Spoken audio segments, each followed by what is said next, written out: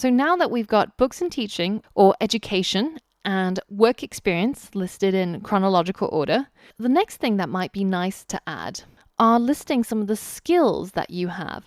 So I want you, as a challenge, to create a table where you've got an H3 for the skills subtitle, and then you've got all your skills listed in a column on the left, and on the right you've got some rows where you've listed using emojis to show how familiar you are with each skill, ranging from 5-star to 1-star.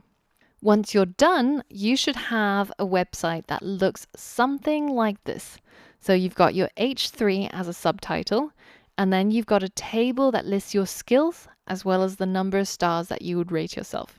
And to get bonus points, you can also use tables to affect the layout of your skills. So you end up separating your skills into 2 columns and making it look a little bit like this. And this is what you should end up with, or rather, this is what you're aiming for. So I've added an extra skill so that we have 4 skills, and they are laid out side by side so that there's 2 columns of these skill sets.